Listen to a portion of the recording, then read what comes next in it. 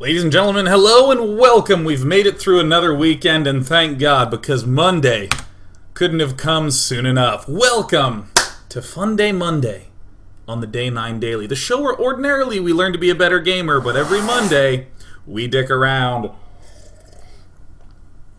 Our weekend's filled with such perils for me as Rayman Legends and cupcakes.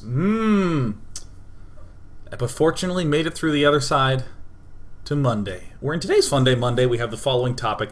Very straightforward, rather simple.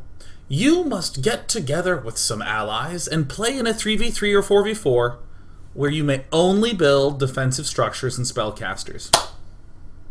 That's it. That's literally everything. And by spellcasters, I mean any unit with mana. You can build workers, you can build overlords. I'm not going to be that much of a doish, but other than that, that's all there is to it. Oh, that last one was a very good one. I'm digging the hair today. I didn't realize it was going to be like this, but now that it is, I'm feeling the wave. So let's go ahead and do what we do at the start of all shows. The brief announcements. Show on Tuesday, show on Wednesday, nothing on Thursday and Friday because I'm going to be flying to Bucharest into EU for DreamHack, which I will be casting Saturday and Sunday, as well as casting the SC2. Wow, SC2L. For some reason, I thought that I was missing a C in there. The SC2L Finals Team League that's been getting cast every Wednesday here on the Day 9 channel. I'll be casting those finals up in Bucharest as well.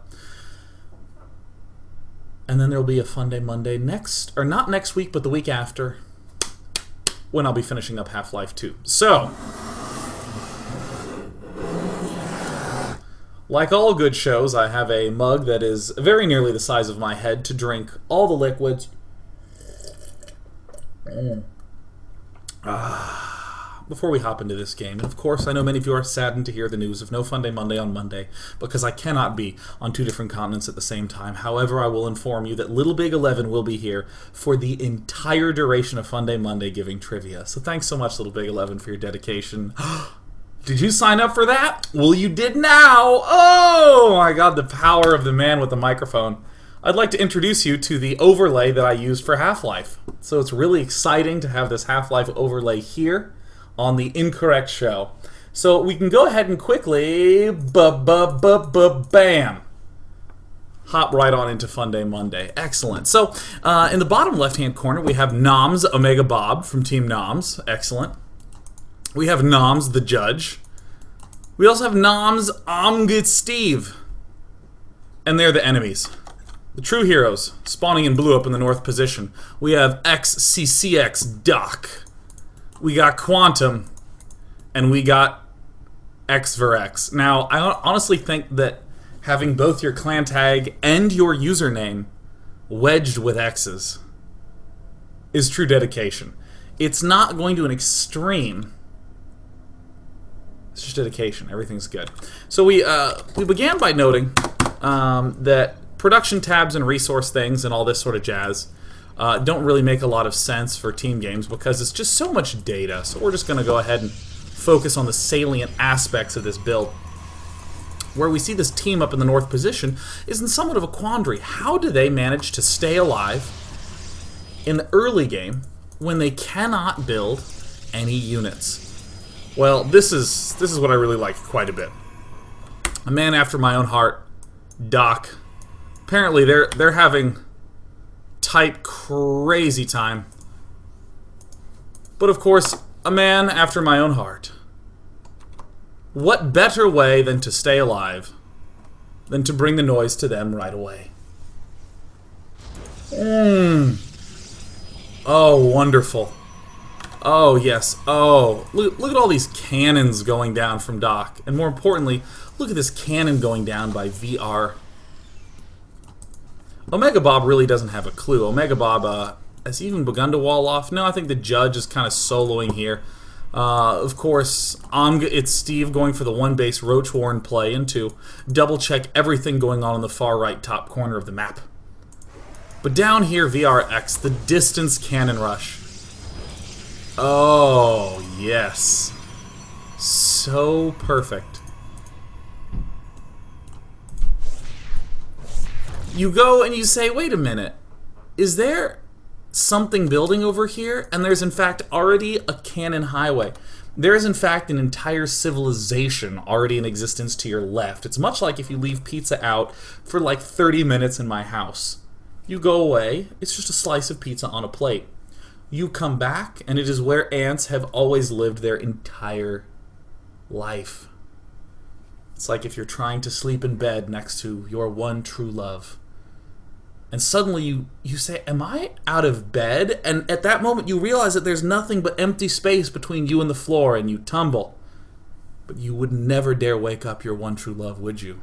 Felicity's such an angel when she's sleeping. Except this is the moment when you realize that, wait, what am I doing with Felicity? She doesn't give me any room in the bed. Oh my god.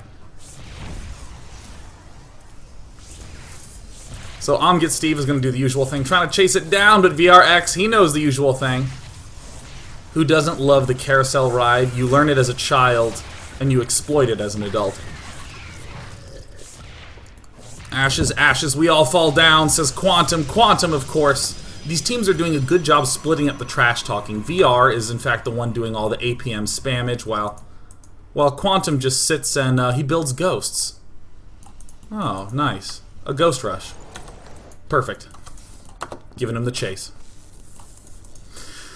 Now, as much as I love a cannon rush, and as much as I love the relocation of Omega Bob and the sort of half-base mining operation that he has going on, the sort of cliff-hanging procedure of Omega Bob on the right side, I further love the extended dedication of this team to not just cannon rush, but to cannon contain as a follow-up to the cannon rush, while expanding.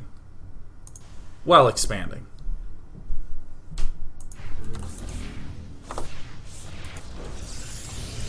So this is perfect. This is just a love. Oh no.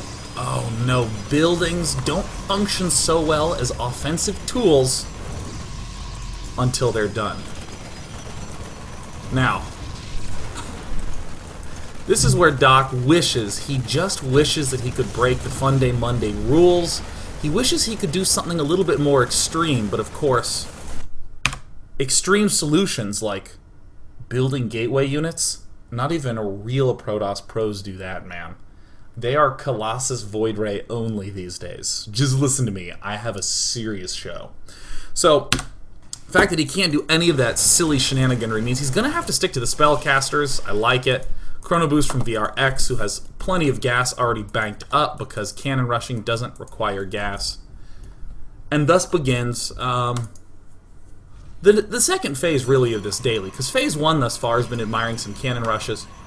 Really watching our purple Protoss friend VRX dodge any sort of issues by building cannons, but what now? Oh my god, Omega Bob has figured out the counter. He's gone to the manual. Now, it would really please me and would warm my heart if in Protoss units it had like the Immortal listed here, and it said strong against and just had buildings. Why is there no strong against buildings? Maybe that's something that's a little bit too sophisticated for Blizzard. They're thinking in terms of just what units it can be. But buildings can be threatening. If there's a pylon in your base, I need to know what unit counters it. And I can't figure it out for myself, man. I need a manual. That's what I'm talking about. I have great ideas, man. These are all the RTS ideas that I've had built up over time. I'm very excited to announce that now that I'm working with Artillery Games, we will have things listed such as kills buildings. Don't you trust in me? Trust in Day 9. 15 years RTS experience. Somebody hire this guy. CEO of Day 9 TV. Does that mean you make your own decisions? I make my own decisions with branding. And there it is. Alright, so Omega Bob. He's trying to kite. He's trying to kite these buildings. Now, this is another thing that is going to be... This is going to be in the RTS that I'm working on. It will say, strong against buildings, parentheses, if you kite. So that way there's even some scaffolding if you need to learn to micromanage your units. Yeah, strong against noobs. Oh, wait, the Warpin. He's going to push the Immortals away. Oh, no. The cannon rush from VRX is playing hard to get. Uh-oh. Here comes the entire army. Oh. The entire base is trying to collapse down on this. Much like the rolls of fat I'm developing and my belly button. I can still see it, but not for long. Or will it remain? Who knows? Who knows? All we know is that there's some resistance here, but the pressure is continuing to apply. Alright. Oh, Omega Bob. Getting Omega crunched. VRX, in fact, has his 5 gateways. Working hard. Not much else going on over there. Or yonder. I think this is an excellent, excellent follow-up cheese to the cannon rush. Because cannons require minerals, sentries require gas. Cannon rushing into sentry only warping in is perfect.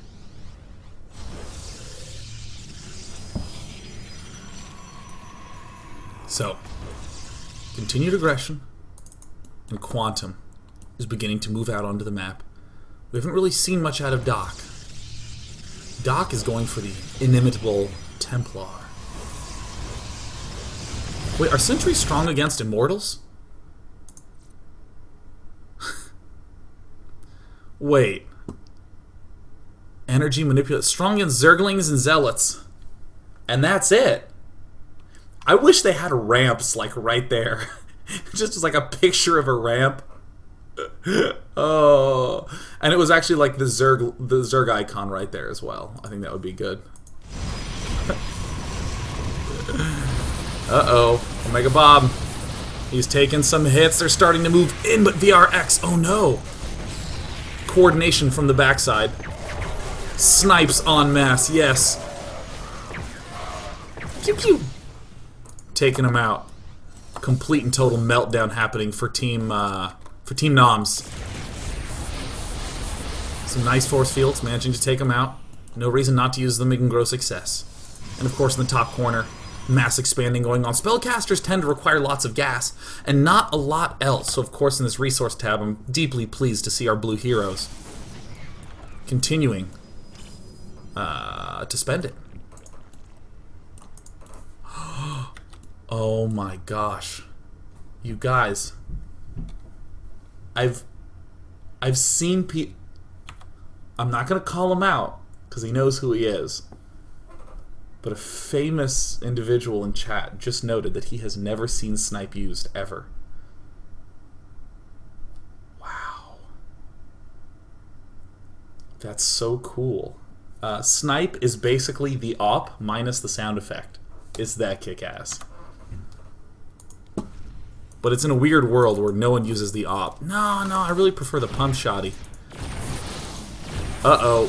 Assaulting, finding the weakness and exploiting it. Dealing the damage, gotta pull back to the emergency can as we're starting to see.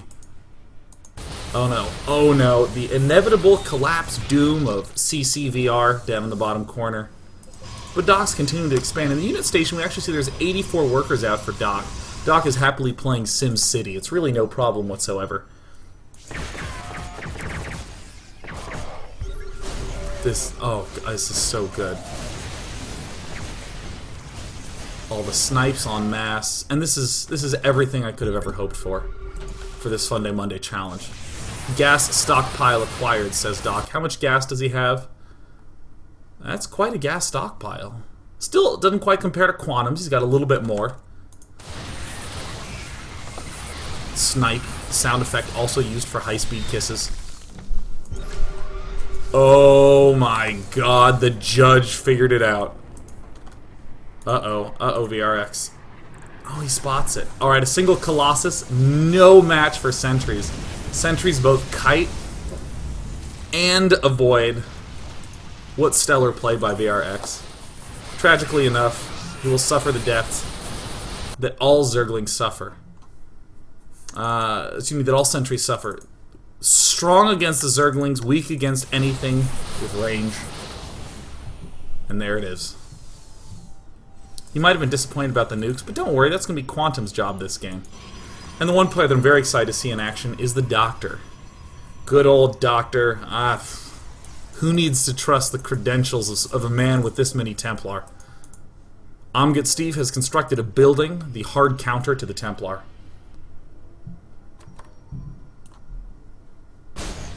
Quantum. Annihilating everything.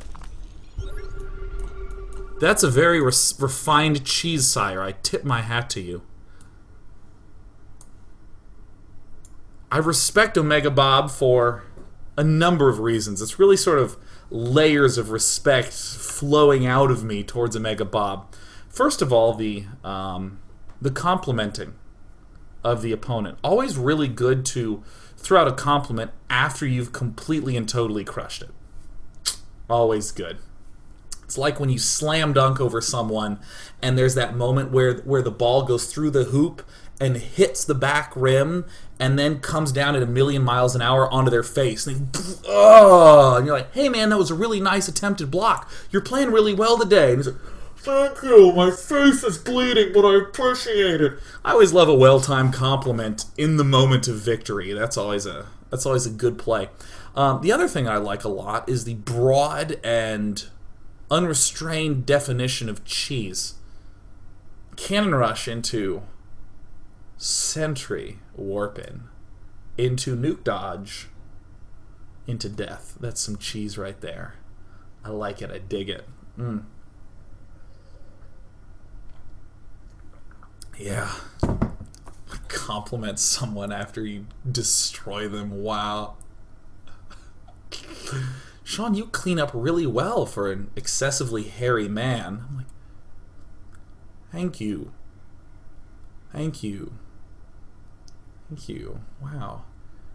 Wow, Sean, you really don't sweat much for a fat guy. Thank you. Thank you so much. I appreciate the timing of that. I needed that, because I've been having a rough day. Now, if you didn't know, ghosts are in fact good against everything. TYTY, blame day 9. Get him.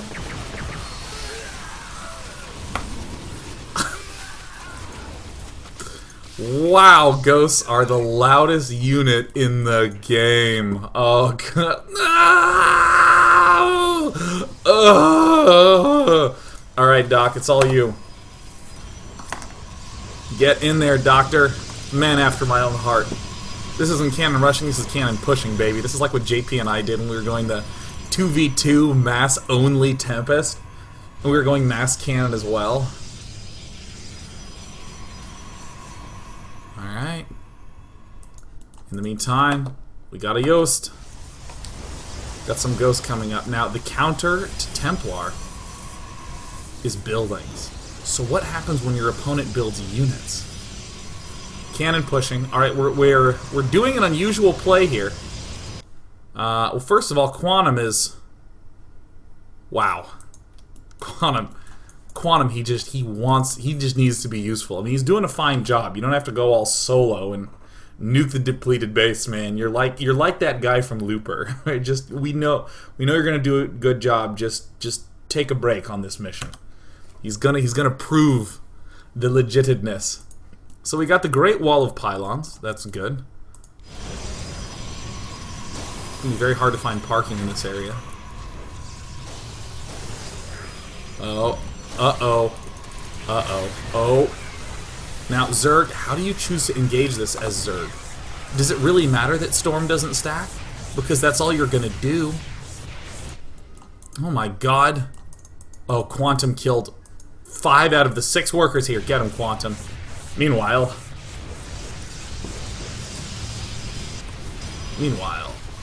Okay. And, oh. Don't stop. Attaboy, Quantum. Quantum, yes. Yes, Quantum. He's nothing like that guy from Looper. Oh, and throwing down the mules, Quantum! Whoa! What? Wait, what the what? Really? Wow. Is... because it was midway...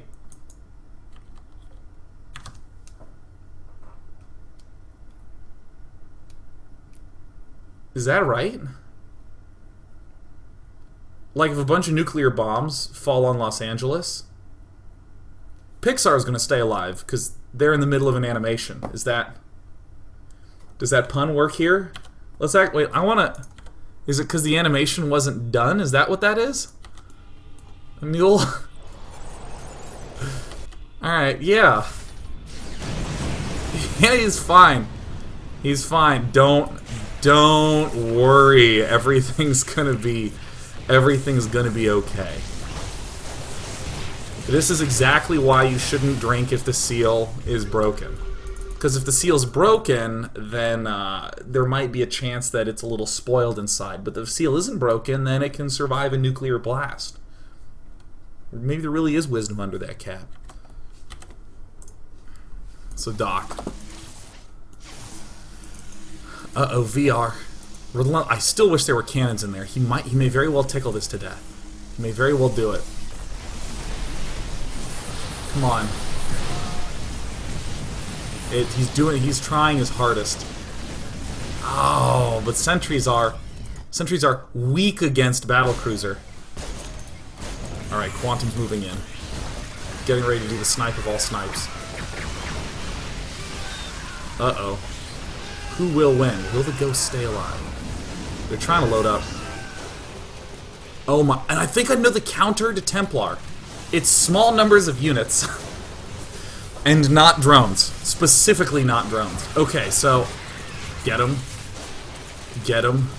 Get him. Come on.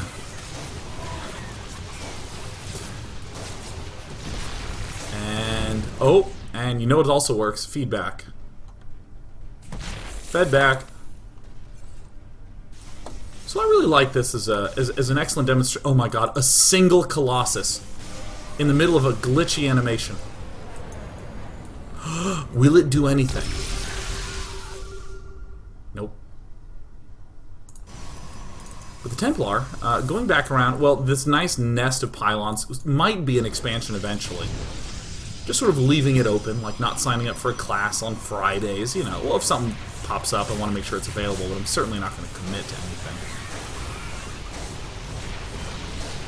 And the slow, continued pressure of Sentry, Templar, Ghost, nuclear missile, and some, you know, intimidating-looking nukes. Intimidation, very important factor. Leads us to see that this Spellcasters only Funday Monday has a lot of legitness to it. 116 workers from our Templaring player is going to be going up against some battle cruisers.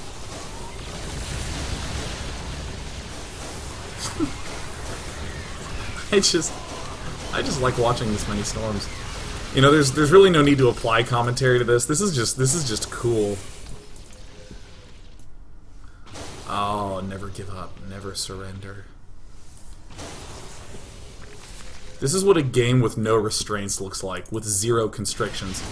Build whatever you want, whenever you want. I'm building only Templar! It's all good here, man. It's like when 5-year-olds are inventing their own games.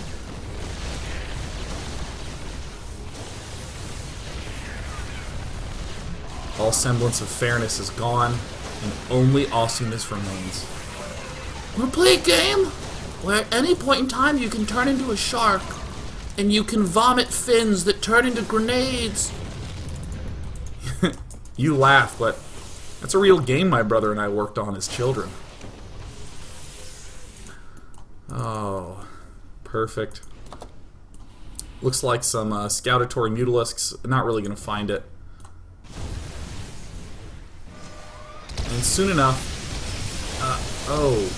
Looks like Protoss units actually counter Templar pretty well.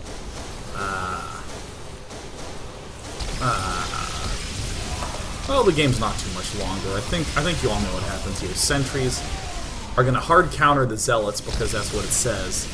And the Tempests are going to run, but they're not going to be able to withstand the might. Looks like the best way to deal with carriers is for the Sentries to shoot down the Interceptors. And for more Templar to come in. Yes. Yes. Boom. This, of course, reminds me of a story. I'm pretty sure I've told this one before. You know, Nick and I, we used to have certain curfews as kids. Nick's my brother, more commonly known as Tasteless from the GOM TV casts. Nick and I used to just come up with games to keep ourselves entertained because, you know, our family didn't want us indoors playing games. So they'd be like, go outside and play. And we'd be outside, we'd be like, we gotta make a game, man. We can't just have no games. We can't just be outside and run. No, none of that. We're not early 30s engineers who finally decide to take a stab at their health and just go out and run because it's the optimum way to lose weight and conserve time and you can multitask. No, screw that, man. It needs to be a game. So we came up with this superhero game where you had 10 life and we each had different superpowers. And you could only, in like a round, you could only use one of these superpowers like X number of times. So, for instance, you could turn your fingers into daggers and emit them at the other person, which was your brother in this. You could emit some knives at him. And if he didn't dodge them by doing something like that, then he would lose 1 health. And we each had like 10 health. You can only, you know, do knife fingers. I think it was like 3 or 4 times. You could pull your eyes out and they'd turn into acid, and then you would like throw them at the other guy. You can only do that once because you only had 1 pair of eyes, and then you couldn't see for the rest of the round. A lot of great ideas is basically what I'm saying. And there was one thing which was like meteors, which is where you call down a meteor and then everybody would die. People are like, wait, what are we listening to? This is a game made by a 6-year-old and an 8-year-old. The meteor would come down and would kill everyone. But you really shouldn't use the meteor that often. That's like not fair. So we invited this guy Trevor from down the street to play with us. And he was 7. And all he did was call the meteor. And we were like, wait, what? You can't do that? And he's like, why not? It's in the rules. Like, well, no! You're wrong. And then he'd be like, knife fingers. And I'd be like, dodge. And he'd be like, you didn't dodge that. And I'd be like, yes, I did. What? This was like my... This is like role-playing with like a shitty DM. When you're like, all right, I try to lockpick the door. He's like, nah, you don't. Of course I do. I'm a thief. Why would I not try to lockpick the door? No! You're dead. I'm dead? Why? You're dead, Sean. You need to grow up. Trevor was so BM, man. What a jerk. Nick and I, though, I like knife fingers. Nick liked eye acid. We had some pretty intense games after he didn't have any eyes anymore. And then we regrettably had to go in and play the Socrates, which was like an educational learning tool that basically had crossword puzzles, and that's it. When we come back to Funday Monday, we looked at a multiplayer instance of what can go down when you select only spellcasters, but what will happen in a single-player context? We're going to find out in part 2. Stay tuned.